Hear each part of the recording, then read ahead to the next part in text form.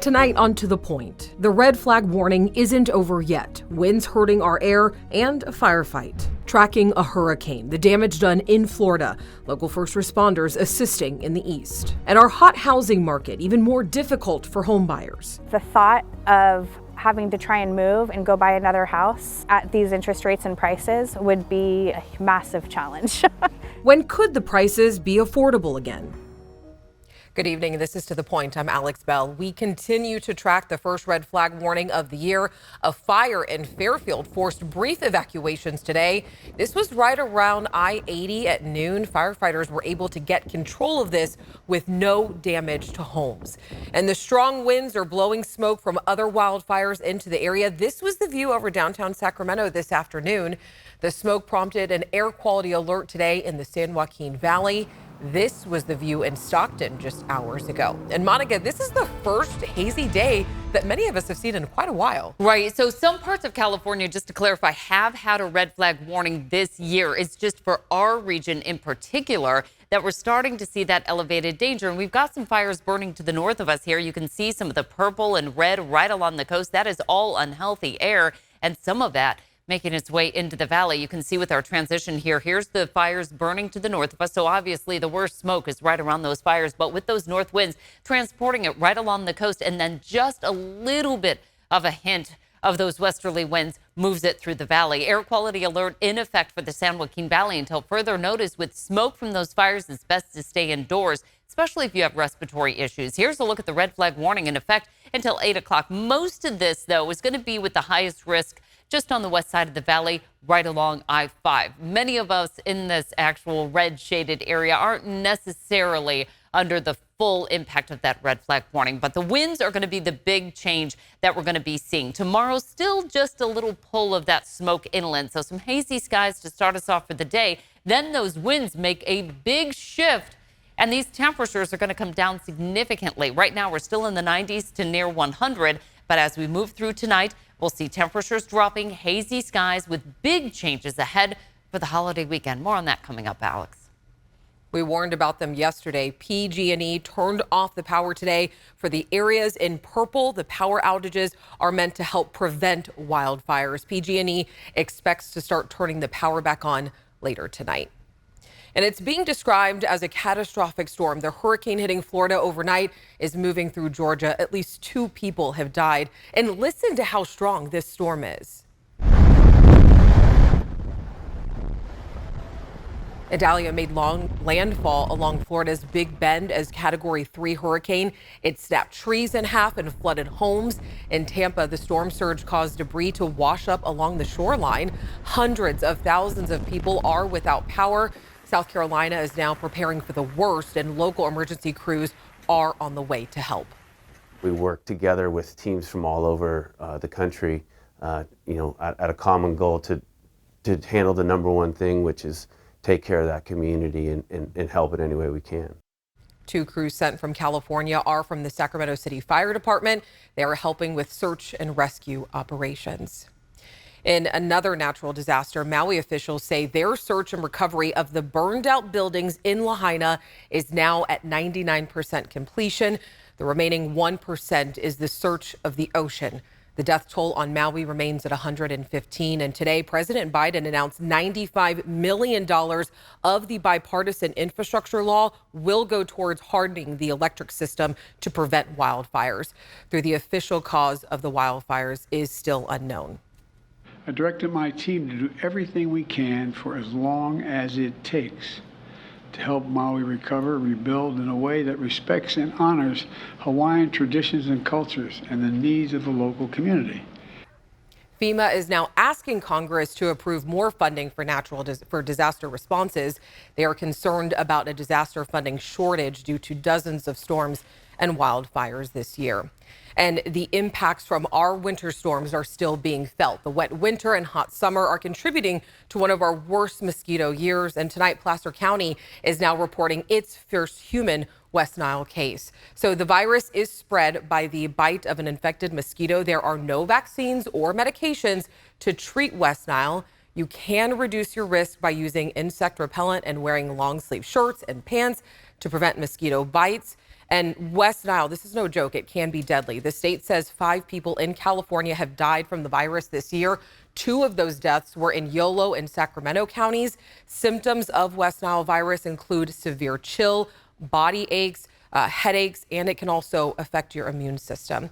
And if you are concerned about mosquitoes in your area, the local vector control districts are spraying for mosquitoes, so you can request a home inspection. We do have those details on abc10.com/tothepoint.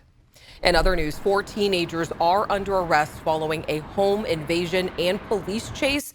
The teens are accused of breaking into a house in South Sacramento and leading police on a chase in a stolen car from Mack Road to the Yolo Causeway.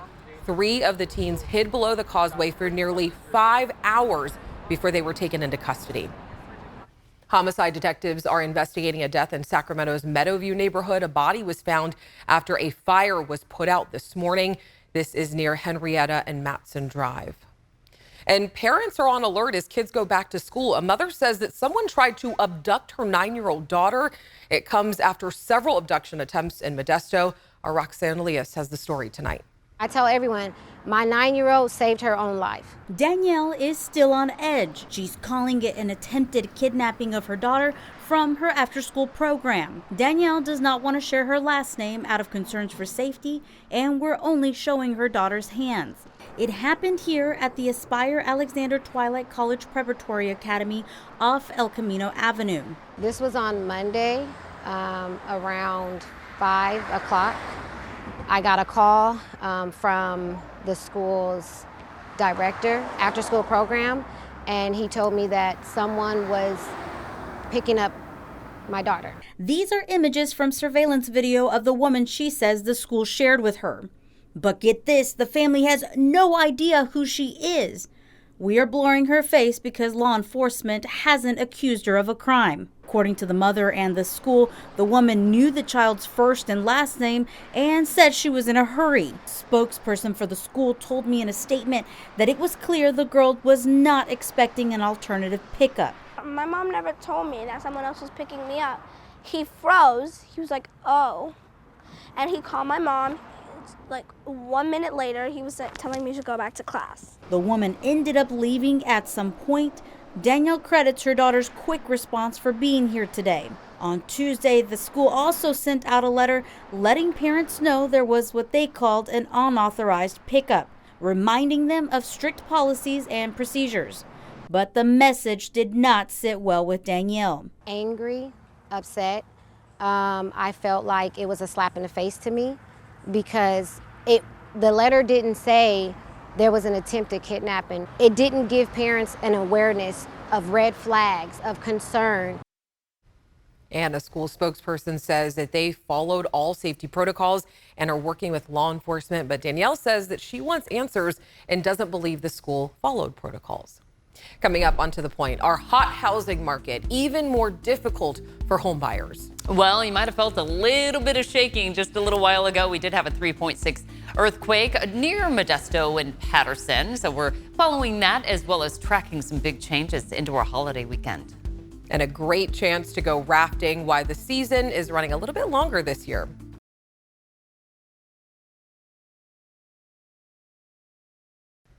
This is not a joke. As Hurricane Idalia moves through Florida, it's bringing animals with it. A sheriff's office shared these photos of a rattlesnake slithering out of floodwater.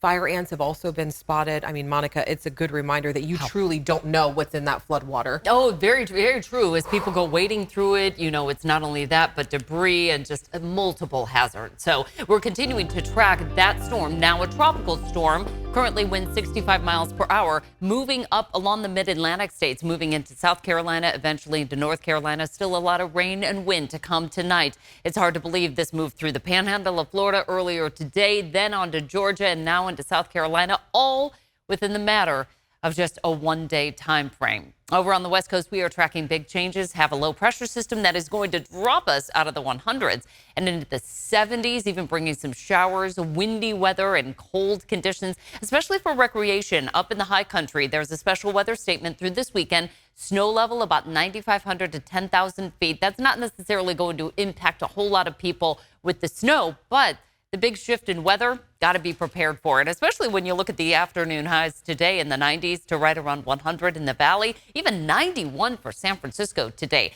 Got that blue supermoon, the viewing for tonight. The moonrise is at 6:36. Our sunset 7:39. We'll see it much bigger than normal. Not necessarily blue, but possibly a little hazy from the smoke that we're dealing with. Here comes the chance of showers developing for our Friday. Even our Saturday forecast is what we're going to be tracking in through the holiday weekend. In the meantime, still warm. Highs in the 70s up top, 80s and 90s down low. We'll take that all the way to the coast and through the valley. Morning lows near 60, but those highs are still toasty. You see the changes here for the mountains, the foothills, and even along the coast, as well as our 10-day forecast that continues to show how the drop in temperatures will start on Friday and take us right through Labor Day, Alex. All right, thanks, Monica. Next, on to the point. It's tougher times for home buyers. When could prices be affordable again?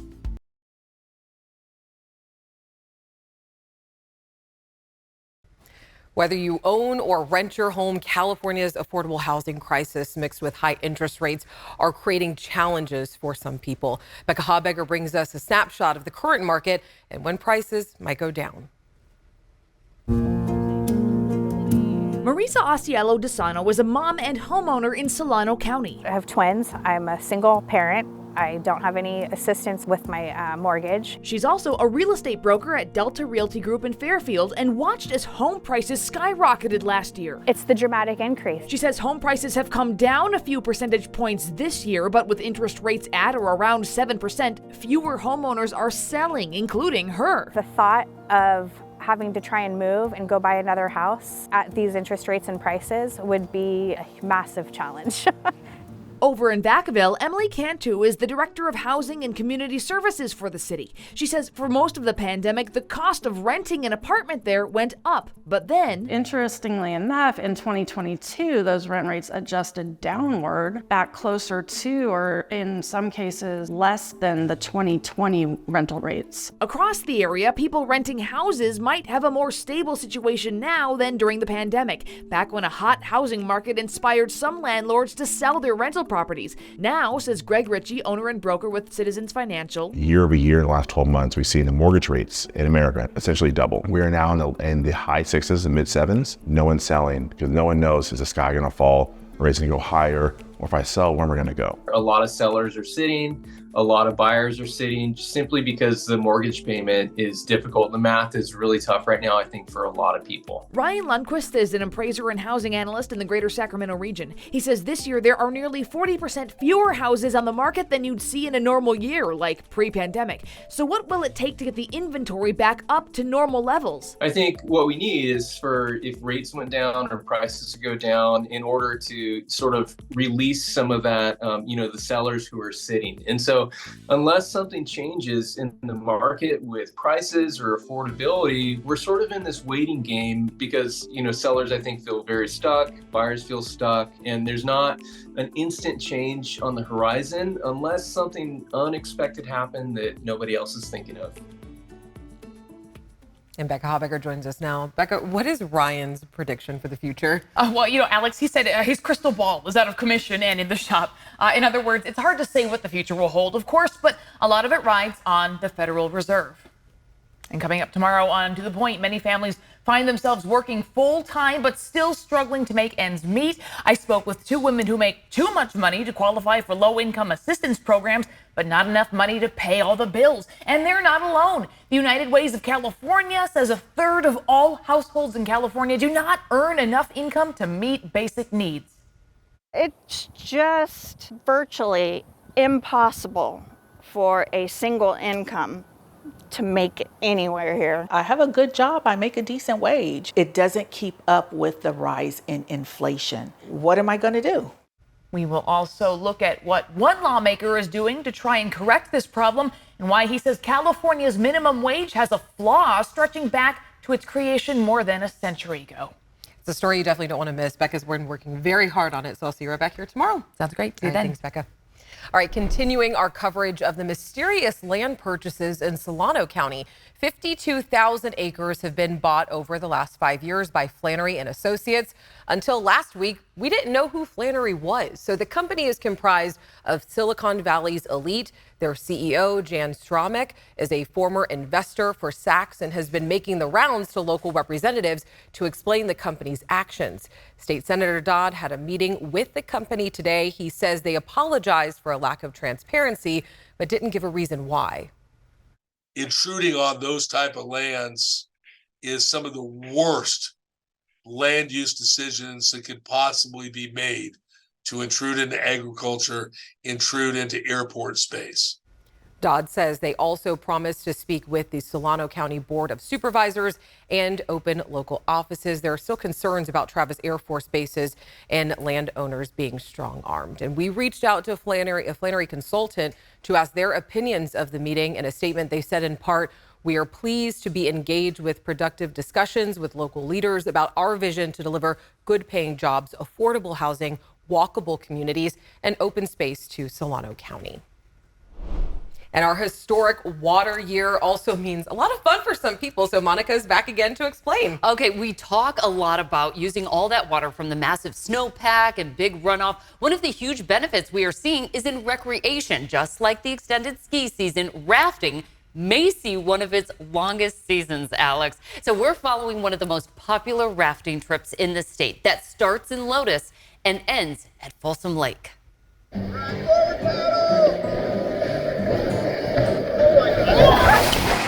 It's one of the most popular whitewater rafting spots in the West, and it's in our backyard. For the McCauley family, the South Fork of the American River provides a great taste for open water adventure. Just seeing the views, like we saw a couple of deer, which was cool, and just going through the rapids, almost falling off the boat, getting tossed around, great time. And jumping off the rock. Oh yeah, that was fun. That was really fun to see Joe do it, but then to see Pat do it, that was fun. The older guy had to represent. Yeah. And a fun way to build trust in their growing family with an upcoming wedding. 1 year, almost 1 year now, until the big day. Yeah. For Jeremiah Copper, this is not only a passion, but a livelihood. His company guiding about 15,000 people down the American River every year. It's got tons of accessibility. You can get in and out a lot of different places. And those access points allow you to do different sections depending on what sort of clientele you have. No matter if you're a novice or if you've been multiple times, the open water always presents its own challenges and excitement, bringing people here from all over the West. I love the way this river is because we had a lot of fun. They let me ride in the front. Ari and his classmates from San Diego are visiting for a 21-mile raft trip down the American River. Great bonding experience, and for sure would do it again. The rafting season typically starts to wind down around Labor Day, but this year... We anticipate having good boatable flow 7 days a week, all the way through October. And fall rafting can be really nice. The crowds get a little bit smaller, the weather gets a little nicer, and so fall's a great time to jump on the river. I gotta go with him for a bachelor party, it sounds like. So. Oh yeah, I'll be there. Might do like an overnighter. So fun. They were such good sports. Okay, there are many other rivers that provide whitewater adventure. In fact, Jeremiah says you may want to hit the Upper Klamath in the next couple of weeks or so because the dams are coming out. And so you're really only going to be able to raft that lower section. So this is kind of a once-in-a-lifetime opportunity. The window of opportunity is actually winding down pretty quickly. So you know what that means, right? You're going rafting. You better invite me. I'm back to go with Monica. You're a swimmer, so I got to go with Monica. There you go. All right, thank you so much, Monica. All right, next, on to the point. Getting to Tahoe might take a little bit longer next month.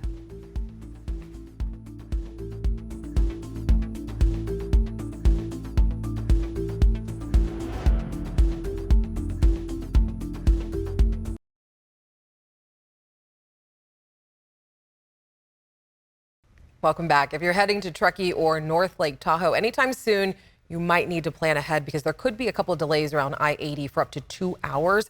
Caltrans is fixing all of the damage done by the winter storms in Placer and Nevada counties. Work started this week near Tahoe and is working its way towards Colfax, after the Labor Day holiday. Caltrans will be sharing updates on their work on their social media pages if you want to check that out. And if you are headed to the Bay Area tonight, Beyonce is in town causing traffic around Santa Clara. This is a live view near the stadium right now. Her Renaissance tour takes over Levi Stadium in Santa Clara tonight at 8 p.m. This was the set that was under construction, and this might go without saying, but the show is sold out. And you already know, we always want to know what's going on in your community, so make sure you reach out to me and the team. You can always send me an email at tothepoint@abc10.com. Have a great night. I'll see you tomorrow.